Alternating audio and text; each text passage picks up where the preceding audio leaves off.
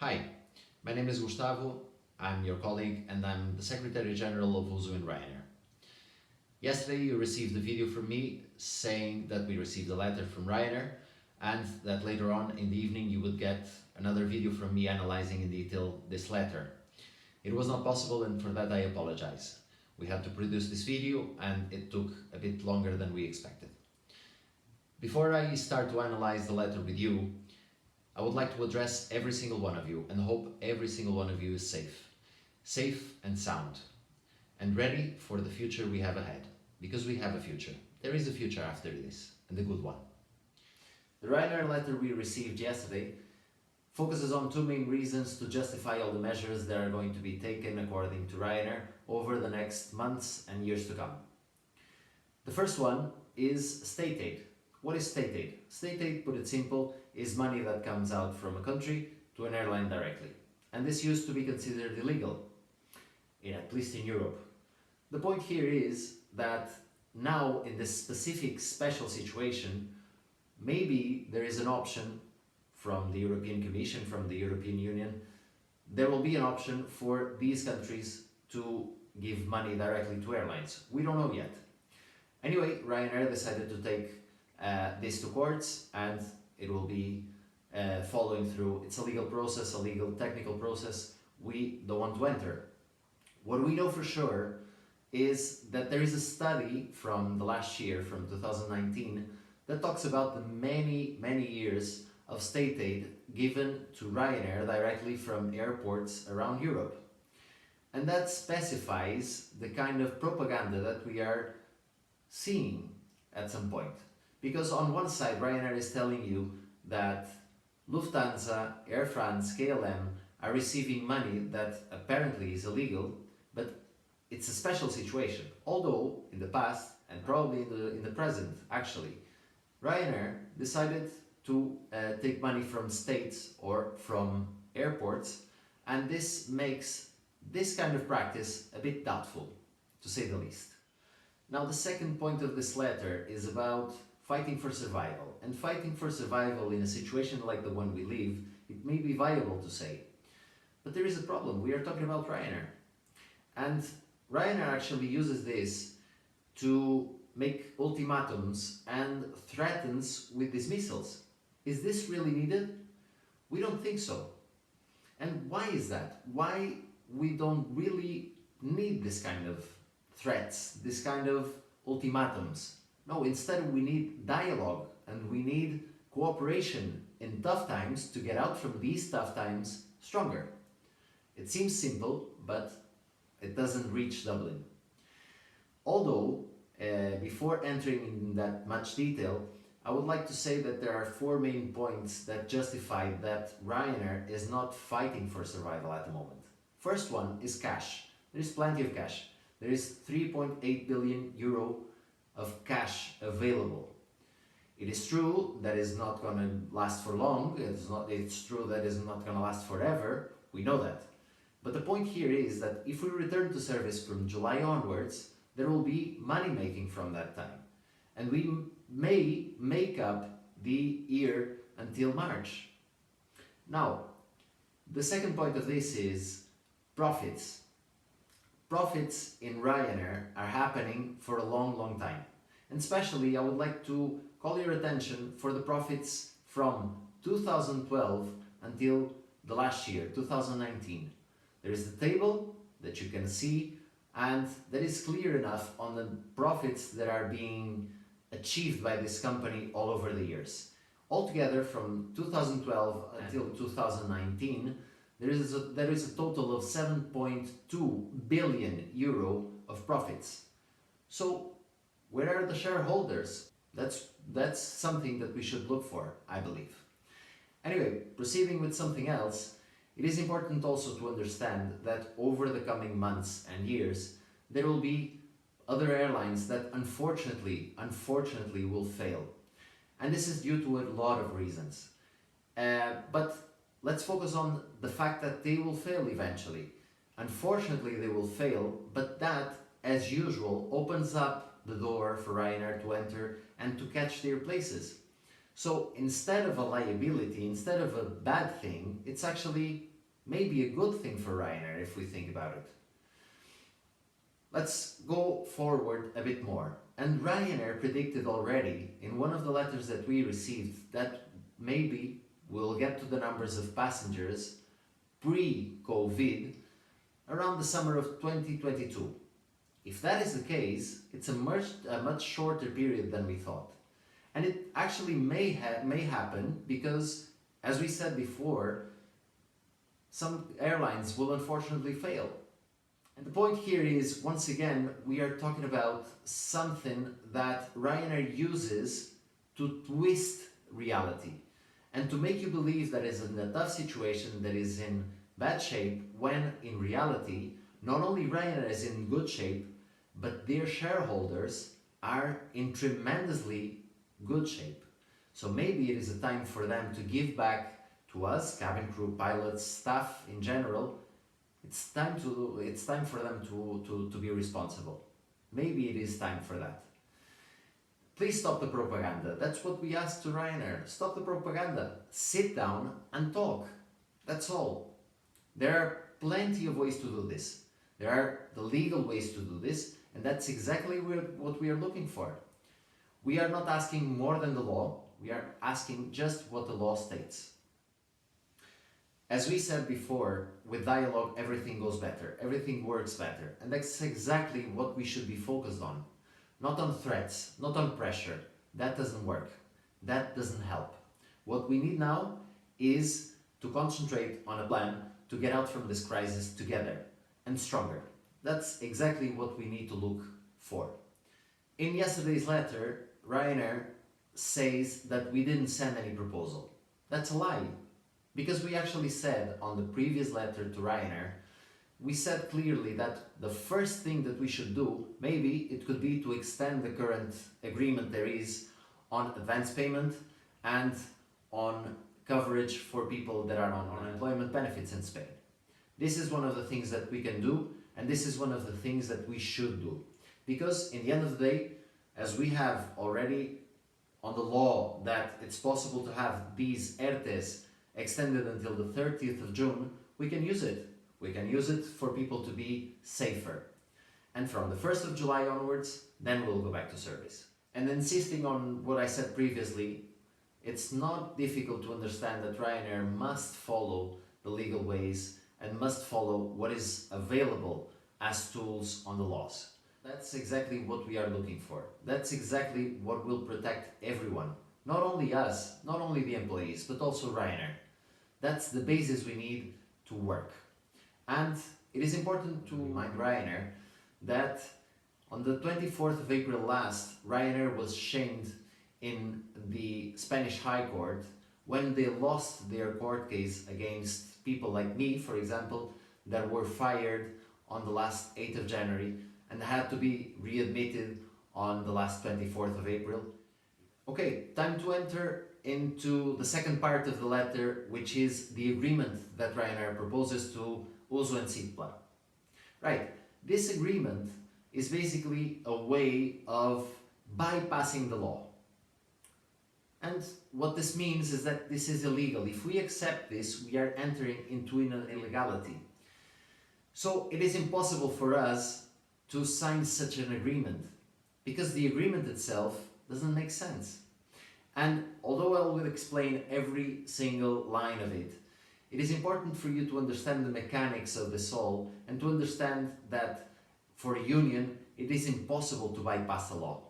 Law is not to be negotiated. Law has to be complied with. Point A of the agreement talks about dismissals or redundancies. And this is something that, as a union, we cannot accept. And this is something that already puts it very hard for any union to go further on any other line of the agreement. As we said before, law is to be complied with, not negotiated. So there are plenty of tools available in the Spanish labor law to tackle this subject. There are ERTEs, there are other ways of doing things, not dismissals. We don't accept dismissals. There is no need for that, especially because sooner or later, summer 22, we'll need people back again. So it doesn't make sense to dismiss anyone. Point B of the agreement talks about the 5 years of extension of all this agreement. And 5 years is a really long period. If Ryanair talks about 2 years until summer 22, and although we know that it may take longer than that and we are not here to discuss it, but it will not take 5 years for sure. 5 years is too long. And then we enter into point C. Point C talks about pay. And here is where the real mess happens. Because on one side, Ryanair tells you on the first point that they will cut 10% of your salaries. But not only that, they tell you that the productivity bonus is not going to be paid. So in the end of the day, if we look really deeply into this, it means that we will have around maybe 20% of cut on our salaries. And this is absolutely unacceptable. When we are already losing money from 2012 onwards, when the new European regulation 465/2012 entered in force, there was an adjustment on the pay rates, and this meant that people lost money already. So from then onwards, as more the profits went up, the more the salaries went down in Ryanair. So we are already having salary cuts for a long time. So why to have it now? There should be not a need for that. Anyway, we proceed. The point that says about the 5 years and the recovery of this payment. So what Ryanair is trying to tell us is that we will recover this payment over a period of 5 years.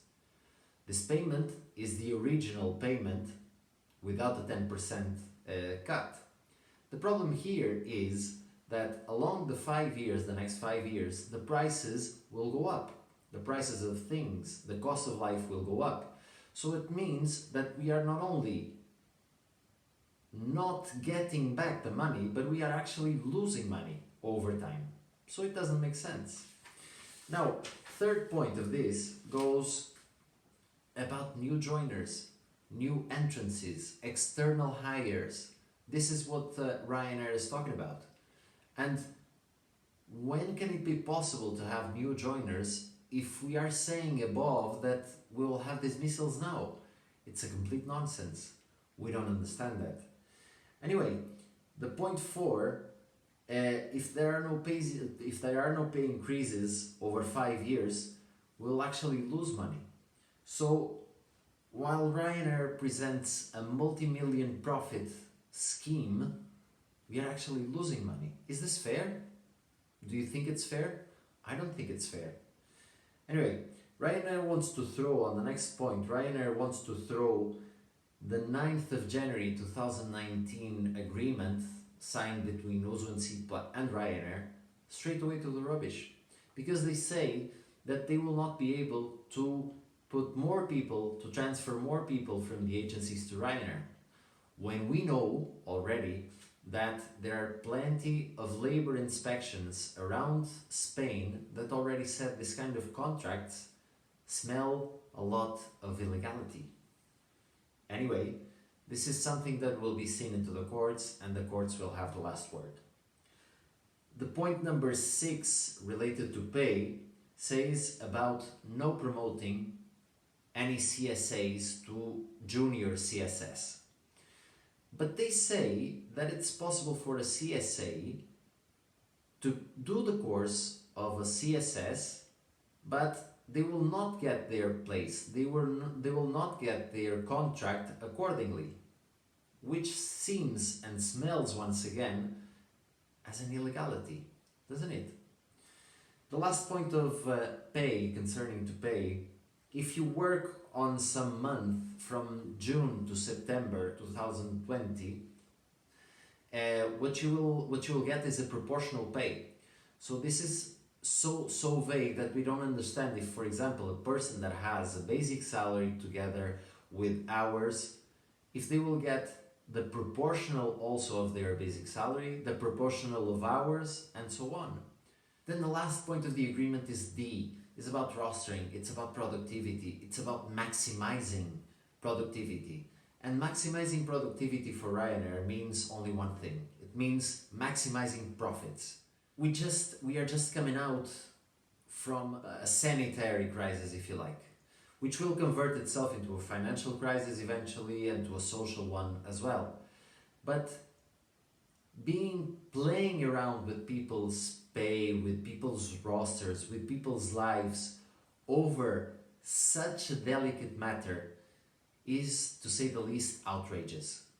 So, to sum up the whole story about Ryanair's letter, this kind of agreement that was sent to us as well, I hope you understood how impossible it is for us to accept anything like that in the first place.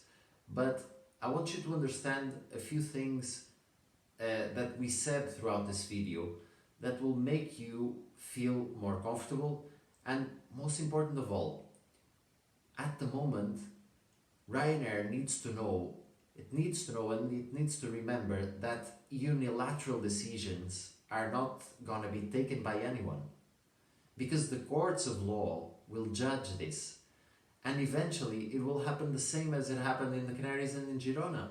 In Girona, we have now people that conserved, that have still their original contracts, they kept their working conditions, and the majority of people in Girona just signed new contracts, and that made them lower their salaries, lower their working conditions, and that's not acceptable.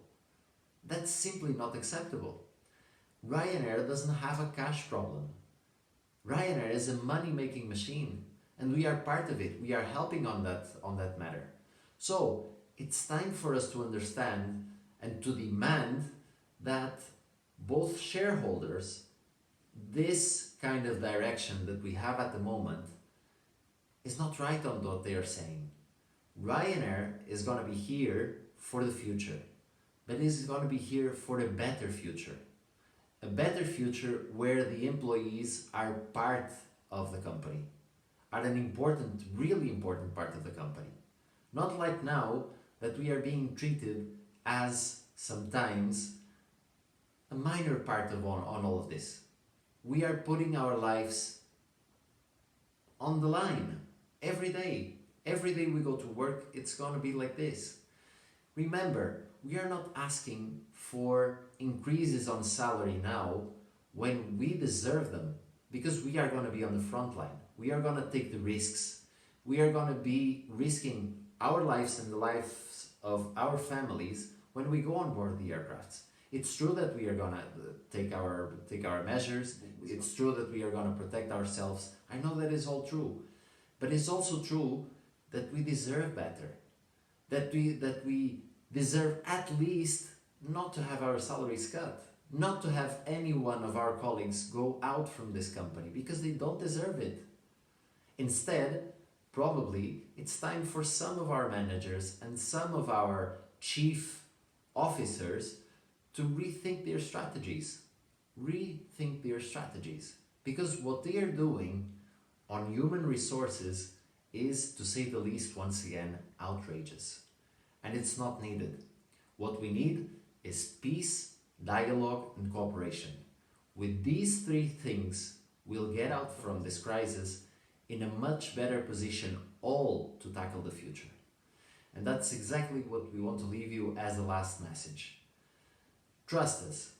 We are going to be here until the last moment, and we are going to be here by your side, fighting alongside with you on preserving jobs, on preserving salaries, on preserving working conditions. And that is possible. That is possible because there are many ways of getting savings on the Ryanair model. Instead of going after always the same people, it is time for Ryanair to rethink their HR strategy. It is really, really time to think that, and now it's the moment. Thank you.